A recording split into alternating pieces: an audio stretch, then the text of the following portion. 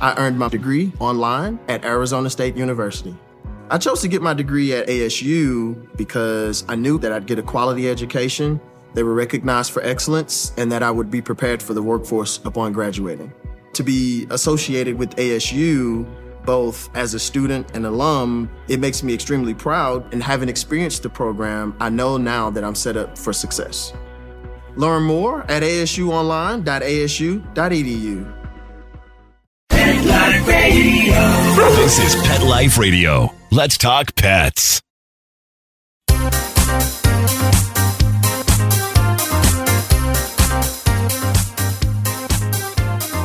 Welcome to the Whisker Report. We're a new podcast dedicated to helping anyone in the pet industry, whether you're in animal welfare or a for-profit pet company, get some PR and buzz for your organization. Hello, everyone. I'm Mary Tan, one of the hosts of the show, along with Alexane Ricard, a cat rescuer and public relations professional who hails from France, but was recently in Mexico and is now in the lovely town of Vancouver, Washington. Bonjour, Alex, you little world traveler. Bonjour! So we have big news today. I was just in Mexico for 2 weeks doing some TNR, and I found a little dog for me. Yes! I am going down May 9th and 10th. You may listen to that after this to get this dog that Alex picked for me. Yeah, just a little stray dog we found on the streets of Mexico. His name is Max, and he's absolutely adorable. And I'm actually really grateful for Mary, because otherwise we would have had to put him back on the streets. So thank you, Mary. Oh, well, that's the mission of Whisker Media, is to give back to animals who, they can't take care of themselves necessarily, and they need our support. So, Alex, I just want to ask you a question. How many animals did you guys spay and neuter? So we spayed and neuter around 20 a day. So I think around 200. Wow. And these were all just strays walking around? There was half of them were strays that we did actually go and trapped, but half of them were also pets from very poor area where people would go to this area and people would just drop them off, and we would take them, get them sterilized, and then the next day we'll just bring them back to them. So yeah, in Mexico it's kind of like Greece. People have pets, but the pets do live on the streets. They're not like little kitty like Franklin who lives in your house and sleep on your bed. It's not like that. But yeah, we did make a big difference. I think 200 animals was a lot in a few days. So very happy. Yay! Well, great job. And then a shout out to your rescue, saving lives, as well as Maya Rumpos, who's here in Minneapolis. She's been a guest on the show, Pet Project Rescue. Yes, and we're here today with Mark Winter of Pet Life Radio, who gets us to you each and every week. Hey, Mark. Hi, everyone. I don't have a rescue, but not yet. But I do have a pet radio network, and you always want to know what celebrities are coming. So let's see. We just had on Arden's show on Oh Behave, we had Richard Karn, who you know is Al Borland from the TV show Home Improvement. Yeah, he was fun. And coming up on Rappaport to the Rescue, we have Neil Patrick Harris. Oh my God. Oh, I love him. Oh, wow. That's fun. Yeah. Yeah. Is he a big pet lover? He is, and his husband as well. Wow. Yeah, I just always remember him as I used to watch Doogie Howser all the time. That was a long time. That was in the 80s, I think, right? I know. Alex wasn't even born yet. No, I know him for How I Met Your Mother, right? Right. Oh, yeah. I was like, is that the right one? Just a bit later. But yeah, and today we're super lucky to have Carol Arscott from Carol Arscott Photography just outside of Philadelphia. Carol has raised more than $80,000 for her local animal rescues, and she has gotten dozens of animals through her pet photography skills. She has gotten great media coverage for herself and her business, and she's a perfect example of a small pet business owner who knows how to get great PR. Welcome to the show, Carol. Thank you so much. I'm so excited to be here. I love listening to your show. I have learned so much from the topics that you cover, and it's just a wonderful resource to, small business owners like myself that we don't have, as a solopreneur or a small business, you don't necessarily have a team of PR people and social media people. So just the advice that I've gotten from your shows has been invaluable. Oh, thank you. So tell us a bit about what you do. How did you get into the pet photography business? So I started photographing adoptable pets, probably over 10 years ago now. Basically, I just really have always enjoyed photography, and my son was doing some community service for his graduation requirement in school, and he was volunteering with a cat rescue. And I just started taking pictures of them, and I said to the rescue, I took some photos if you would like to use them. And they said, well, I think we're all right. We have photos. But then they saw them and they said, oh, these are really nice.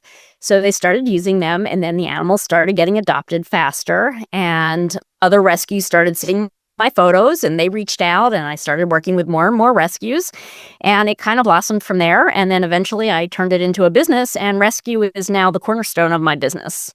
That is amazing. The best job in the world. Yeah.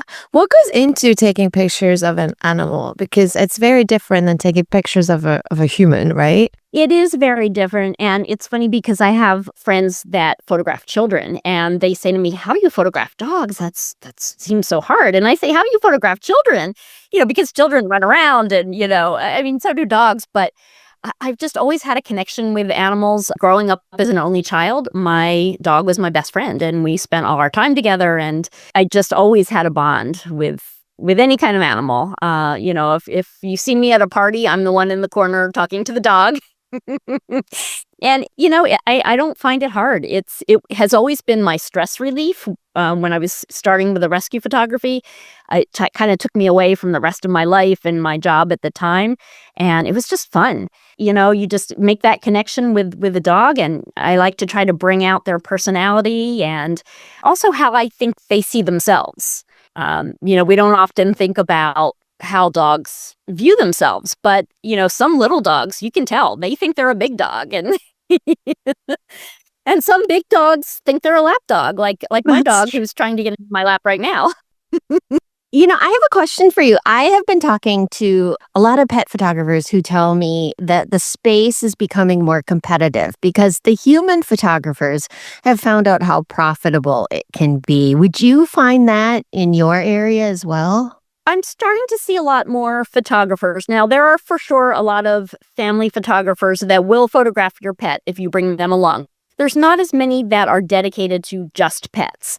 That is a pretty narrow niche, but it is becoming more and more popular and more mainstream. When I first started doing pet photography, people said, that's a thing? They had never heard of it. But now it's much more commonplace. They're part of your family, so Yes. Why not, right? Have them on your wall as you would your children or your parents or any other family member. Yeah, absolutely. And, to do that with the space growing, you've got to stand out, right? And that's where PR comes in. And Carol has had some amazing television coverage by 2 stations in the Philadelphia area, 2 very big stations.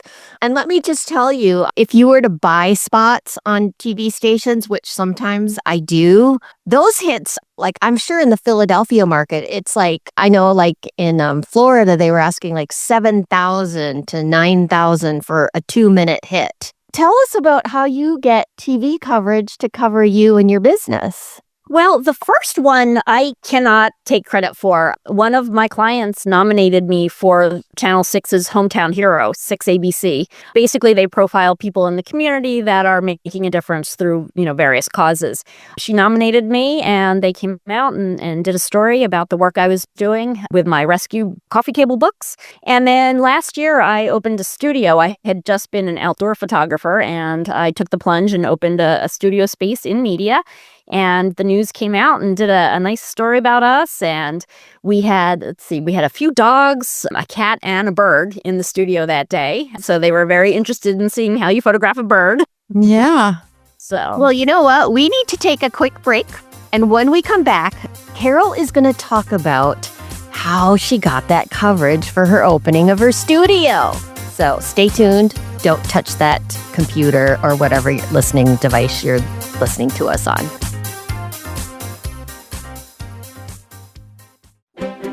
You know the expression, cats have 9 lives. Well, what if you can give them one more? The Give Them 10 movement is on a mission to help give cats an extra life. How? With spay and neuter. Spaying or neutering your cat helps them live a longer, healthier life. And it helps control free-roaming cat populations too. Learn more about the benefits of spay and neuter and meet Scooter, the neutered cat, at givethem10.org. That's givethem10.org. Let's Talk Pets on PetLifeRadio.com.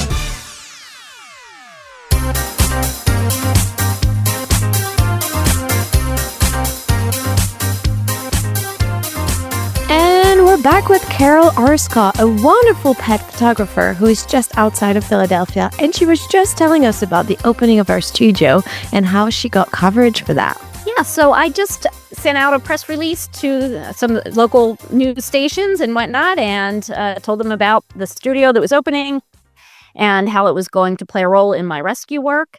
It is actually enabling me to photograph a lot more dogs now for rescues. I do obviously free rescue photography for adoptable animals. And in Philadelphia, the weather can be very iffy. I always say I'm happy maybe 4 weeks out of the year, weather-wise. We have 2 good weeks in the spring and 2 good weeks in the fall. And the rest of the time is either rainy or cold or super hot. So having the studio just gives us a beautiful climate-controlled space, and we can do photos. Rescues can bring dogs to me. Because I have worked with so many rescues, it's not always possible for me to get out to each one each week. So typically rescues bring me in when they have an older dog or a dog that has been in the shelter for a really long time, and they need special coverage for that dog to get them visibility and get them adopted. So you mentioned you wrote some press releases and just sent them to the media. I want to know more about that. How did you find out how to write a press release? How did you know which media to reach out to? Like, what was your strategy in place for that? So I threw a lot of spaghetti at the wall. I just sent it to everyone I could think of. And, whenever you have a story about pets and rescue, I mean, that's a really good human interest story.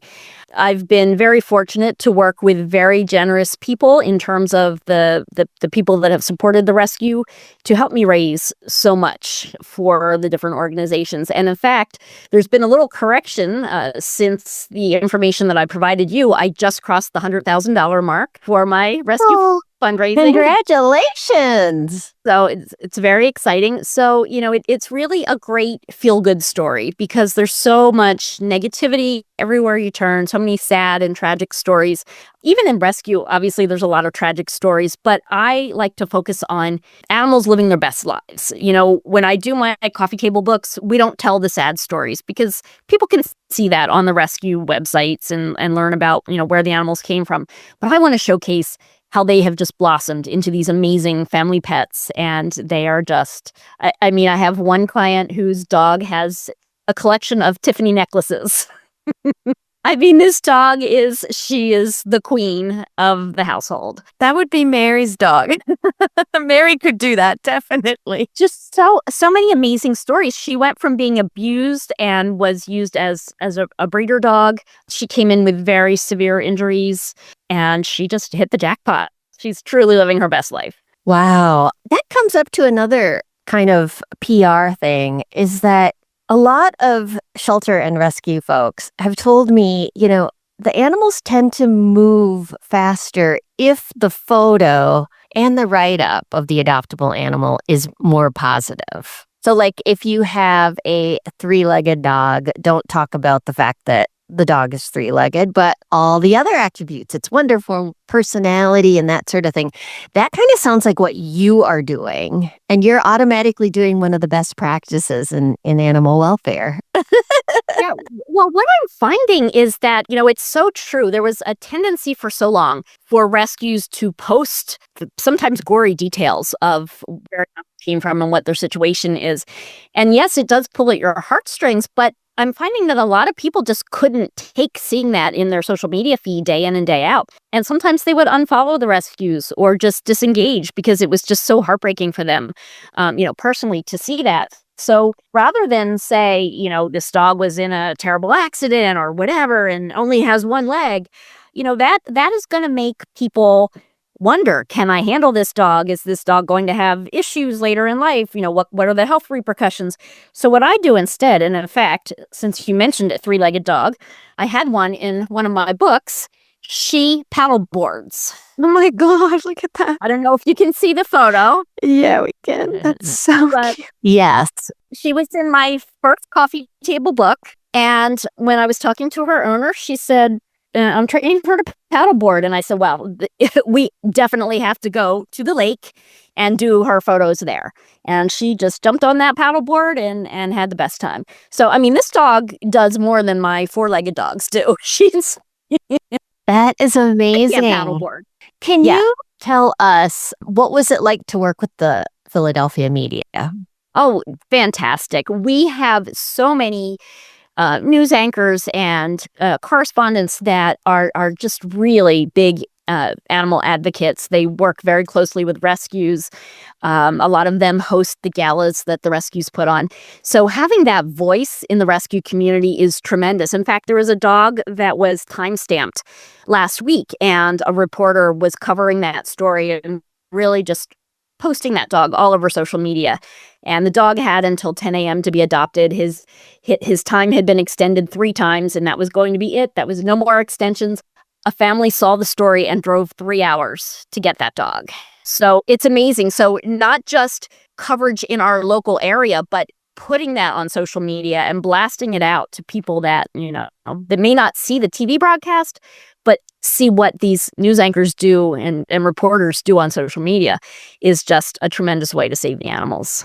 Yeah. And, teaming up, this is just another option, but a lot of news stations will sponsor these rescue events and galas. Yes. And that is an instant way to get free publicity because they can also promote their on-air talent as well as the rescues event. And then they always, they'll talk about it in their morning shows or their fluffier shows.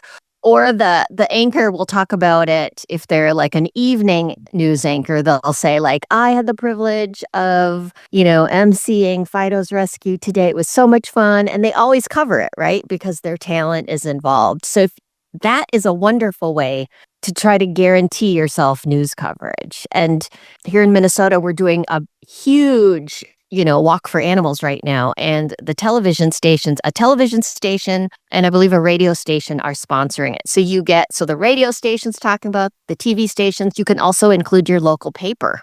Yes. And that's a free way. And, your local media wants to give back to the community and they all love animals. Who doesn't love animals, right? Absolutely.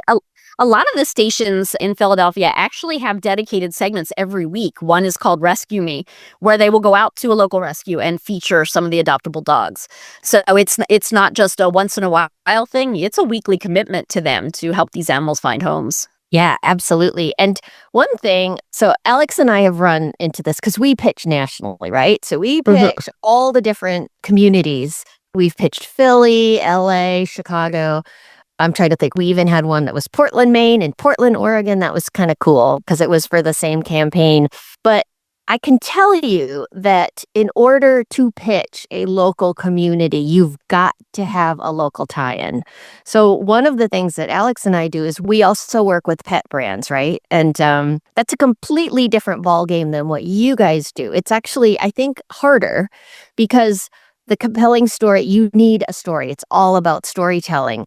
But you have a local tie-in. You are the tie-in to your local news, and they want to cover local. And so if you're a rescue or shelter out there, you can get coverage if you reach out to your local people. If you are a brand, if you are a pet company that is selling pet food, then you need to come up with a story that is going to tie into that local community. So, for example, you invented a first aid kit for pets, and you have a Philadelphia dog that was saved because of that. Then you pitch through the real people and the real pets. And that's exactly whether you knew it or not, Carol, that's exactly what you did. You have to tailor your pitches to the organization that you're pitching. And that's so time consuming, right, Alex? And to be honest, the news media, I'm a former reporter myself, I really wanted to hear from the local person rather than the PR person. So one thing you might do is like, if you're working with a PR agency, of course, they'll pitch it for you, but they'd love it if the person who lives and works in the community actually is the one who, of course, is on TV. And we just did a campaign with petpreneurs, the National Animal Therapy Pet Registry, for their Pet of the Year contest. And Alex and I pitched the local contestant who is vying for the contest. And that is what you need. That's how you get the local coverage. Of course, when you're pitching nationally, it's much different. And it's a higher threshold too, but local news has so much time to fill. It's unbelievable. So what are your best tips for pitching local news? Because it can be hard sometimes to find an angle, especially if it's not, with rescue projects, there are things that you can put out there. But for your average business owner that may not have a rescue connection, what's your best advice for them to get coverage? Well, let's just start with you with pet photography. So one thing you can do is, tie yourself into a national day, which is they're kind of made up, right? National Cat Day, National Dog Day. And so many people, right, are using their cell phones. They're using their iPhones or whatever to take pictures of their animals. One thing you could do is pick your local morning show and say, hey, I'm an expert in pet photography. I'd love to come on and talk about how to take great pictures of your pet with your cell phone. That's going to be something they're going to be like, hey, everyone's taking. People have more pictures of their pets than their kids on their phone a lot of times. And so that's one of the tips that I would suggest. You're going to have to create something newsworthy and a storyline. Or for example, here's another idea, a beloved pet. Maybe it's a police canine or something that just passed. And sometimes they have little memorial services for them. You could offer to take photos and pictures, and then you reach out to the local media and say, hey, I'm going, you'd have to work with, for example, the law enforcement, but they have these little ceremonies, and they usually, a lot of times I've seen they don't even invite the media. And it's because they don't think of it, right? And so you could say, hey, I'm going to go, document this, and I'd invite you to come along. And, you could talk about working with nonprofits is always a good thing. And tying in any kind of a nonprofit would be great. Or like a Make-A-Wish kid. A kid who has cancer and you could document them going, to different places and you could work trying to, letting the media know that you're offering this service pro bono. Do you want to come along? And you can talk about how you give back. So giving back and philanthropy is probably one of the best ways to promote a for-profit business. Alex, do you have other tips? No, I think these are great. I think that's exactly what you need to do. Yeah, just tie yourself into a story. I know, Mary, we've mentioned it before, but the newsjacking as well. Oh, yeah. Yeah. So newsjacking is where you insert yourself into the story of the day. So, for example, I worked with an animal shelter here. We had a case where a police officer shot a dog because he felt threatened. And it turned out like the body camera didn't quite show that as well. And it was really because the officer didn't understand the dog's behavior. Like there was a lack of understanding of like a dog or a cat. They don't just bite you. They show signs. There's physical signs when an animal is about to bite you. And so we got a behaviorist to talk about this on TV. And then eventually the police department actually reached out and said, hey, can you give a presentation about dog behavior? And so it was a win-win for everyone. And people knew the shelter got great PR because they knew that every single animal coming out of the shelter was vetted because it went through the behavior team, which got a lot of credibility through that. But, whatever your business is, if you are a boarder, a groomer, show off your expertise, teach people what do you need to know when you're boarding a pet, or what do you need to know for grooming your own pet if you're doing that. Even if you're a professional groomer, giving tips on TV or in the media is always going to help because there's always going to be people that are like, I just don't want to do it myself. No. I just need somebody else to do it. Those are just kind of some of the tips with PR. And, you're great proof, Carol, that you can do PR for yourself. Yeah, it is tough as a small business because there's just not a lot of time. I mean, when people follow their passion and go into business, when I decided I wanted to photograph dogs, I didn't want to be an accountant and a social media person and, all these other hats that we wear. I wanted to take pictures of doggies, but there's so much more to it that we have to do. And just trying to get education to, figure out what resources are available and how we can sort of bring this into our business and add it as a part of our workflow, because, it's really not something that you can do once a year. You have to be constantly trying to get your name out there and get a visibility for your business. Right. Well, we need to take a quick break, but when we come back, we're going to get some more tips from Carol and we'll share some as well. Begging to hear more of your favorite show? Full episodes of all our shows are available on demand. Go to PetLifeRadio.com to fetch our entire lineup of Possum Pet podcasts. Also, dig us up in iHeartRadio and iTunes. Let's talk pets. Live and on demand, only from Pet Life Radio. Let's talk pets Let's talk pets on Pet Life Radio. Pet Life Radio. PetLifeRadio.com.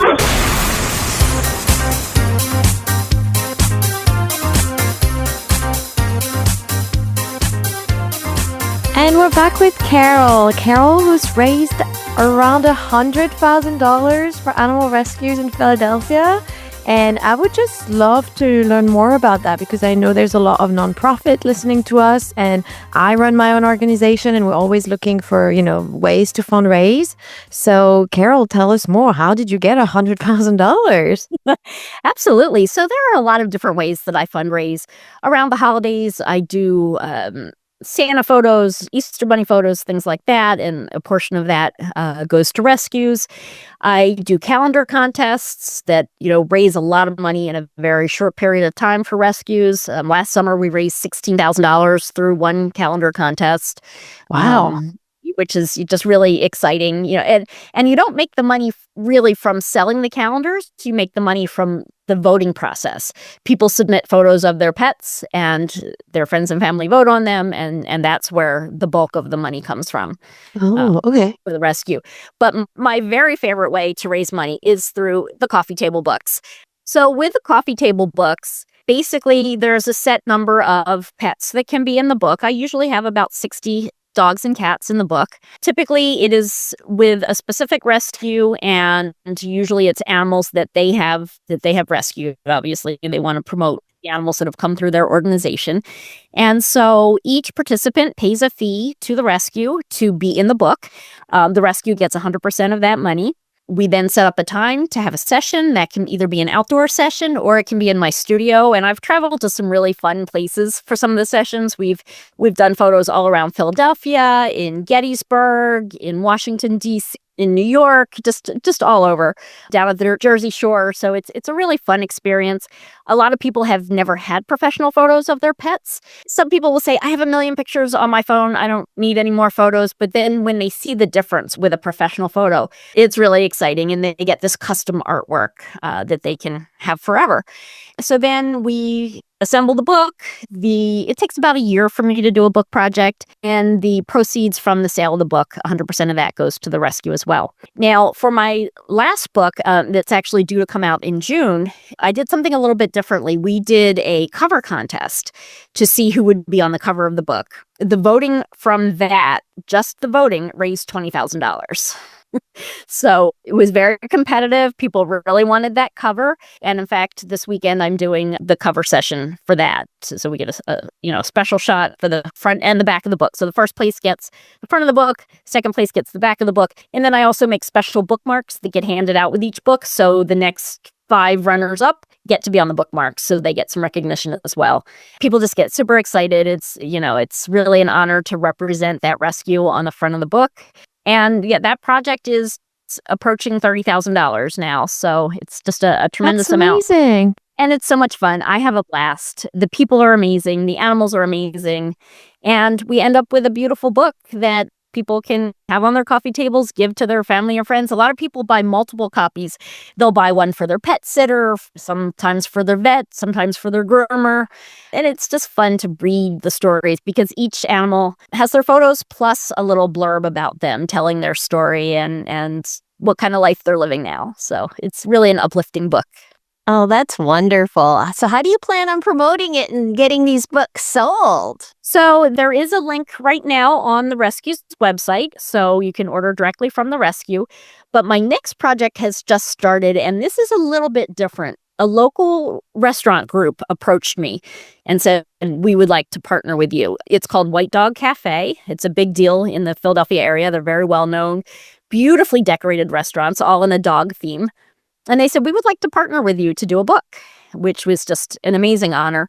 And all of the money from that book is going to Alpha Bravo Canine, which is an organization that raises and trains service dogs for veterans, and they provide the dogs free of charge. So it's amazing the work that they do for veterans because normally a service dog costs between $20,000 and $30,000.